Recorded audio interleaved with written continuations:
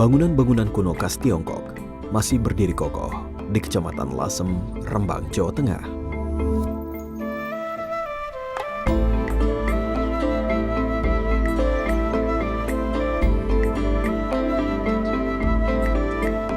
Tak hanya rumah yang berarsitektur Tiongkok, di Lasem juga jamak ditemui kelenteng.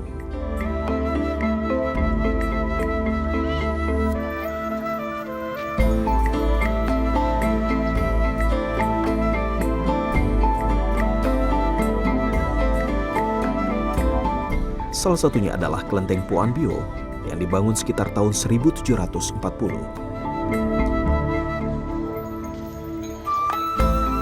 Lebih dari 200 tahun, kelenteng ini menjadi saksi keharmonisan hidup antar etnik di pantai utara Jawa Tengah ini.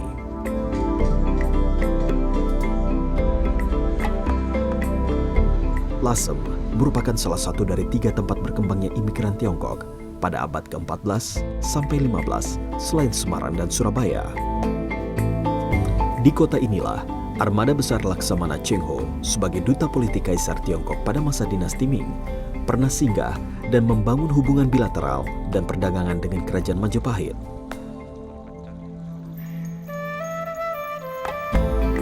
Melihat jejak sejarah yang panjang serta latar belakang budaya Lasem, maka tidak heran jika Tiongkok kecil menjadi nama lain dari kawasan pecinan Lasem ini.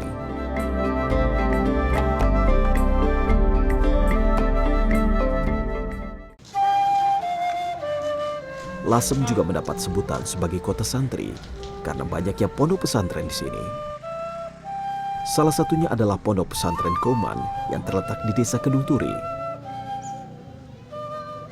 Perbedaan tak selamanya menimbulkan gesekan, namun justru dengan berbeda, kesempatan untuk saling mengisi terbuka lebar.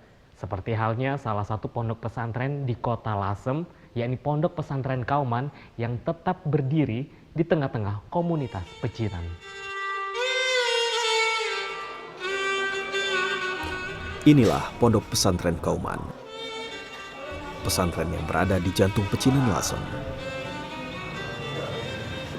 Berada di areal permukiman Tionghoa yang plural, pesantren ini mengedepankan nilai-nilai kebaikan antar umat manusia dengan menjunjung tinggi toleransi beragama.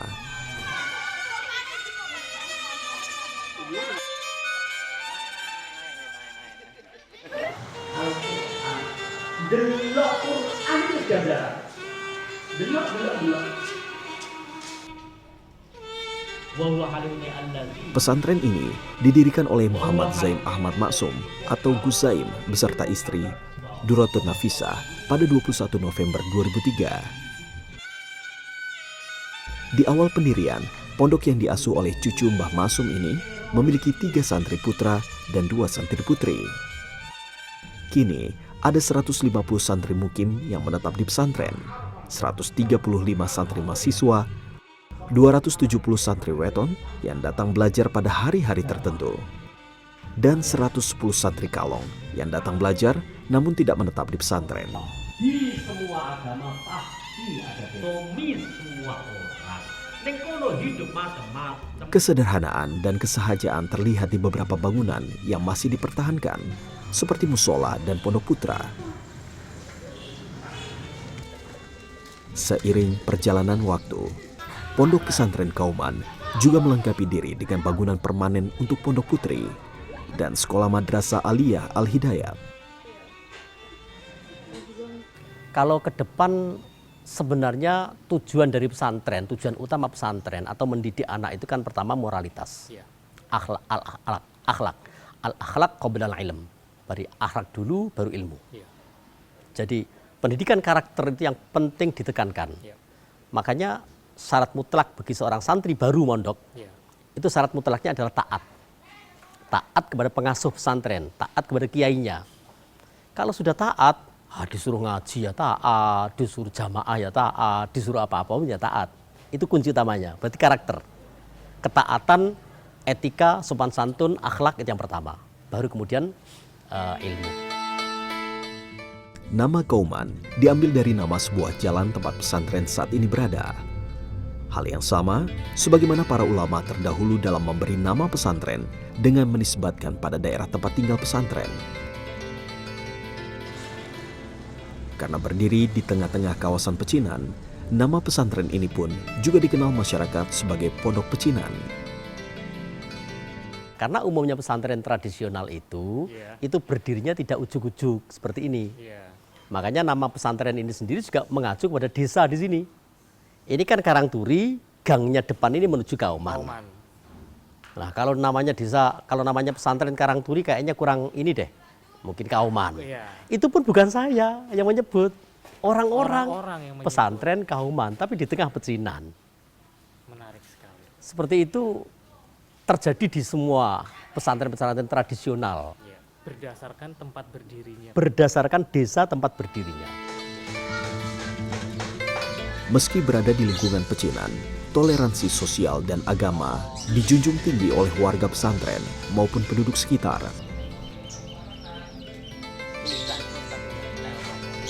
Sifat saling menghargai kebebasan beragama, kemajemukan dan hak asasi sering diajarkan Gus Zaim pada masyarakat sekitar. Di depan pondok pun juga tampak beberapa lampion yang merupakan bentuk penghormatan pesantren pada budaya kampung setempat. Mengapa memilih Karangturi tepatnya, desa ini, iya, Kecamatan Lasem?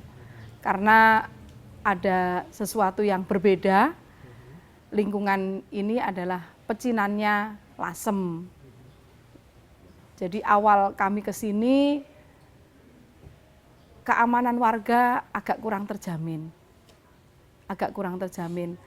Hampir setiap malam di pos kampling depan pesantren itu dibuat tempat untuk mabuk-mabukan. Tapi begitu kami masuk dengan pendekatan yang ramah, tentu tidak dengan kekerasan sama sekali, alhamdulillah lama-lama tidak ada. Ya ada perasaan malu sendiri karena dekat dengan pesantren.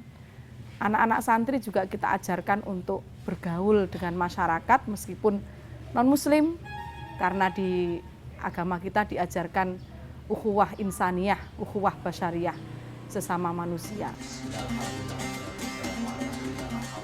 Awalnya, tak ada keinginan untuk menempuh pendidikan di sebuah pondok pesantren di benak Muhammad Diyaudin. Terdorong keinginan untuk mandiri dan ingin menjadi penghafal Al-Quran, membuat dia memilih pondok pesantren Kauman sebagai tempat belajarnya.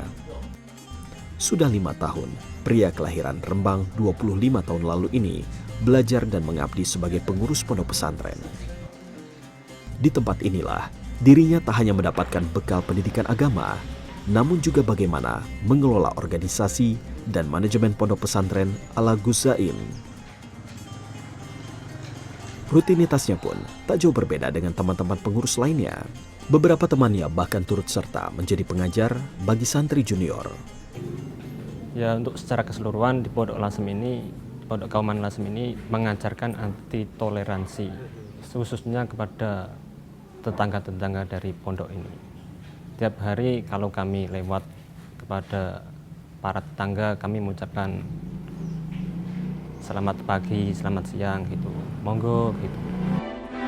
Di mata dia, sosok Gus Zaim yang menjadi panutannya adalah pribadi pemimpin yang humoris dan berwibawa. Pembawaan Gus Zaim yang luas dan senang membaur membuat pesantren Kauman mendapat penerimaan yang baik dari masyarakat sekitar. Tapi bahwa kebersamaan duduk bareng, kebersamaan kondangan itu terbangun. Kalau masalah pengantin apa itu biasa, sini enggak, tahlilan. Tahlilan itu biasa.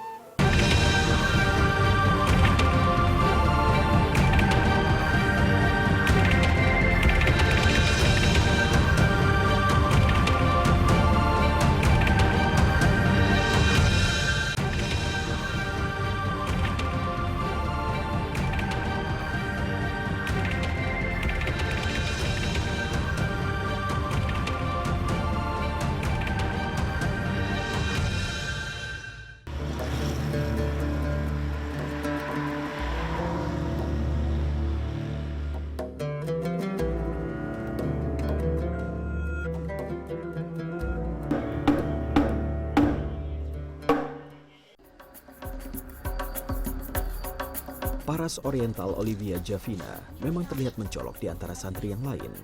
Namun hal itu tak menghalangi gadis kelahiran Surabaya 14 tahun lalu ini untuk menimba ilmu agama di Pondok Pesantren Kauman pimpinan Gus Saim di Lasem, Rembang, Jawa Tengah.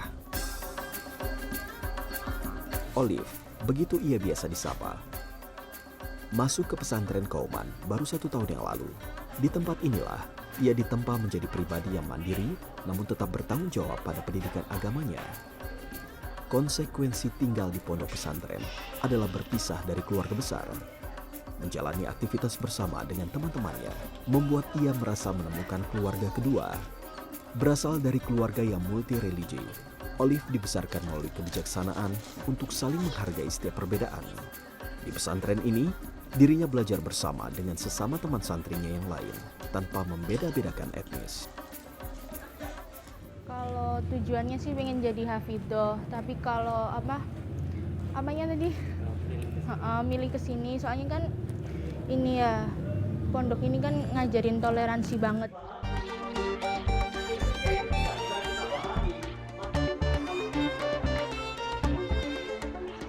Nuansa pesantren yang sangat cair ini tak lepas dari didikan dan pemberian nilai-nilai toleransi dari pendirinya, Gus Saim. Di mata Olive, Gus Saim tak sekedar sosok ustadz yang sekedar memberi pemahaman ilmu agama, tetapi lebih dari itu, Gus Saim adalah pribadi yang toleran, humoris, dan selalu menanamkan nilai-nilai kebersamaan sebagai suatu keluarga besar. Abah itu gimana ya? Sesosok yang baik sih ya, toleransi juga. Mesti Abah itu ngajarin santri-santrinya buat berbaur. Soalnya kan di sini kan juga lingkup pesantren yang pecinan gitu. Jadi kayak gimana ya? Banyak orang Cina yang gitu, terus Abah mesti ngajarin kita buat toleransi, buat berbaur.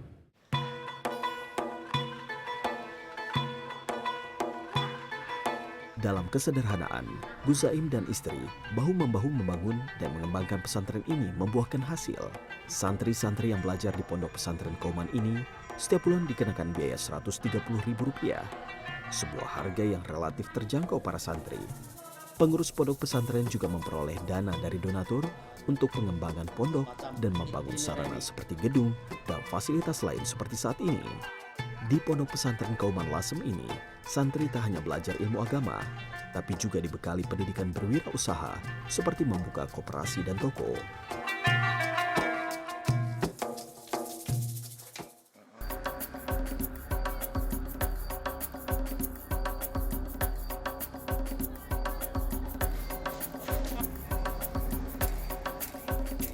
Kehidupan beragama dan keharmonisan bertetangga melekat di setiap pribadi warga Lasem.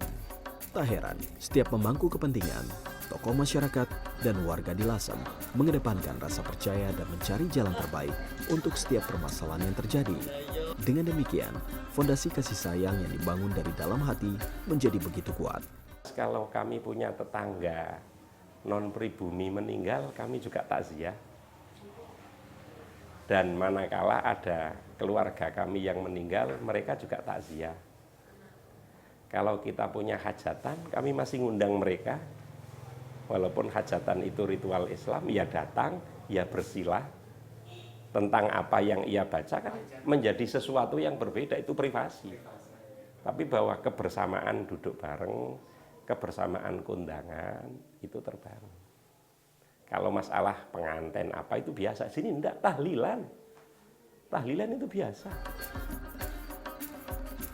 Kehidupan bertetangga antara pesantren Kauman dengan warga sekitar misalnya dibangun dengan komunikasi yang baik dan penerimaan tanpa kecurigaan yang tidak masuk akal. Tak heran, kerukunan selalu tercipta dengan baik, bahkan tak perlu dibuat-buat karena sudah menjadi kebiasaan yang dipupuk sejak lama.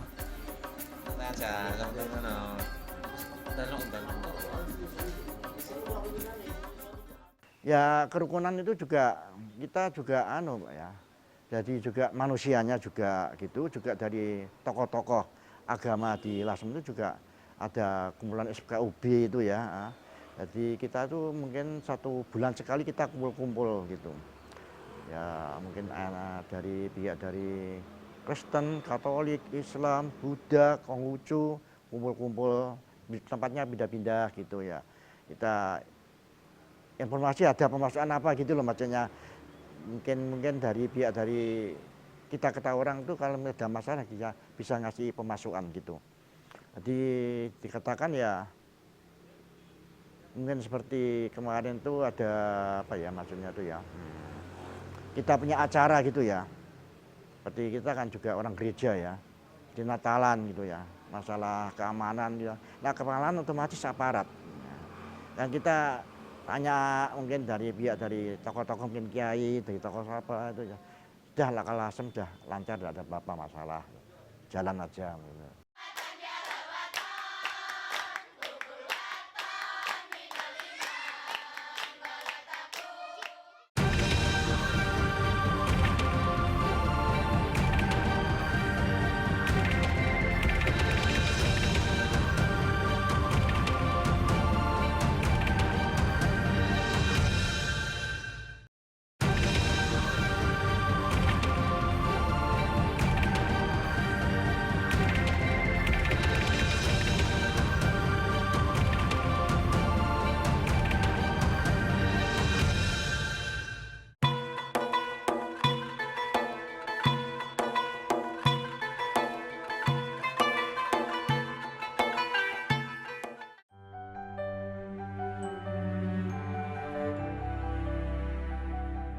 Keharmonisan hidup yang penuh toleransi di Lasem terbangun bukan dalam waktu singkat, namun sudah mengakar kuat dalam setiap pribadi masyarakat Lasem sejak dahulu kala. Komunikasi yang terbangun dengan baik antar warga membuat kehidupan bermasyarakat menjadi lebih tentram dan jauh dari pertikaian.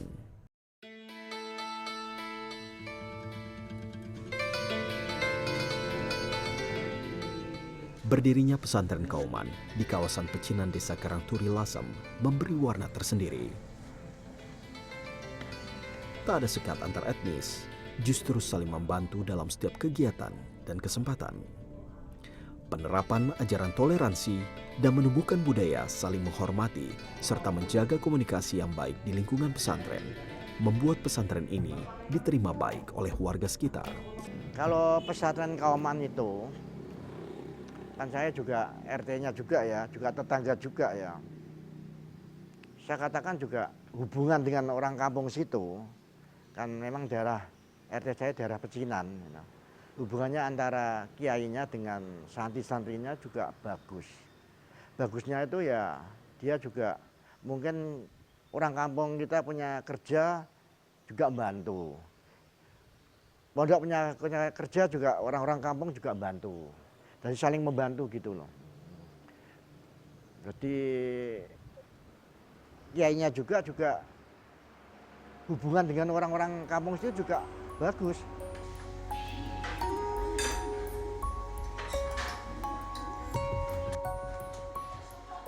Muhammad Zaim Ahmad Maksum dan Durotun Nafisah merupakan pasangan suami istri yang saling melengkapi. Bersama-sama mendirikan pesantren di tahun 2003. Mereka bahu-membahu mengembangkan lembaga pendidikan berbasis pesantren yang berdiri di tengah komunitas Tionghoa. Selama 22 tahun pernikahan, mereka dikaruniai 8 anak, 1 putra dan 7 putri. Bagi sang istri, suaminya memiliki pribadi yang menyenangkan dan senang membaur tanpa sekat. Meski demikian, Gus Zaim adalah tauladan keluarga yang baik bagi buah hati mereka.